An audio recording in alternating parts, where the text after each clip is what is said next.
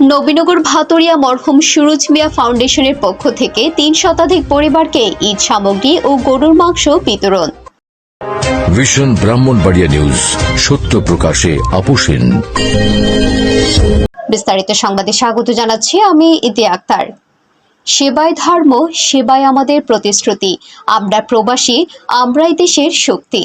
এই স্লোগানকে সামনে রেখে ব্রাহ্মণবাড়িয়া নবীনগর উপজেলার বিটঘর ইউনিয়ন ভাতুরিয়া গ্রামের মরহুম সুরুজ মিয়া ফাউন্ডেশনের পক্ষ থেকে প্রতিবারের ন্যায় এবারও পবিত্র ঈদ উল ফিতর উপলক্ষে ৩ শতাধিক অসহায় হতদরিদ্র পরিবারের মাঝে ঈদ উপহার সামগ্রী, নগদ অর্থ, ঈদ বস্ত্র এবং গরুর মাংস বিতরণ করা হয়েছে।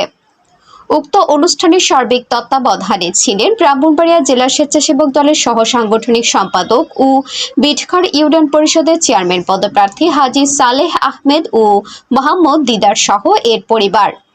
বৃহস্পতিবার দুপুরে ভাতুরিয়া গ্রামের মরহুম সুরুজ মিয়া সাহেব নিজ বাড়িতে আলোচনা সভার মধ্য দিয়ে এলাকার সুবিধাবঞ্চিত ব্যক্তিদের মাঝে পবিত্র ঈদ উল ফিতর উপলক্ষে ঈদ উপহার সামগ্রী, নগদ অর্থ, ঈদ বস্ত্র এবং গরুর মাংস বিতরণ করা হয়েছে।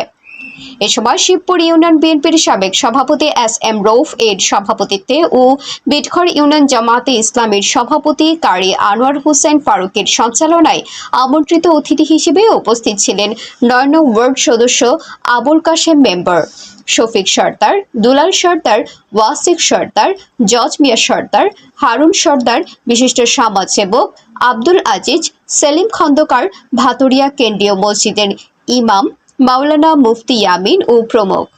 বক্তারা তাদের বক্তব্যে বলেন, সুরুজ মিয়া ফাউন্ডেশনটি প্রতিষ্ঠিত হওয়ার পর থেকে গ্রামের অসহায় মানুষদের সহযোগিতা করে যাচ্ছে। তারই ধারাবাহিকতায় প্রতি বছরের ন্যায় এবারও পবিত্র ঈদ উল ফিতর উপলক্ষে প্রায় ৩ শতাধিক অসহায় পরিবারের মাঝে গরুর মাংস সহ ঈদ সামগ্রী বিতরণ করেছে। তাদের এই কার্যক্রম যেন অব্যাহত থাকে সেই কামনা করছে। তারা অত্যন্ত খুশি এবং নবীজি বলেছেন যে আমি এবং দুনিয়ার যে সমস্ত মানুষ গরিব দুঃখী এতিমদের পাশে দাঁড়াই, তারা জান্নাতের মধ্যে পাশাপাশি থাকে।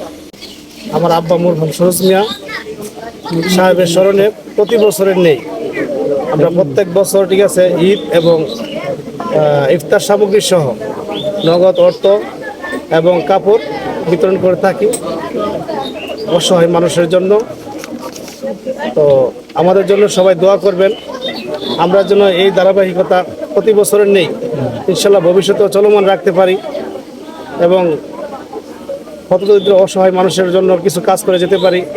সবার পাশে থেকে সার্বিক সহযোগিতা করার তৌফিক যেন আল্লাহ আমাকে দান করেন, সেই সবার কাছে আমি দোয়া চাই।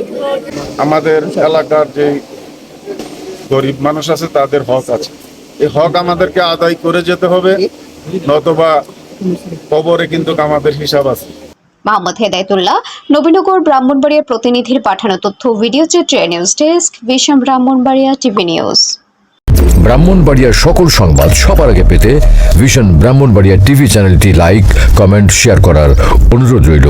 ধন্যবাদ।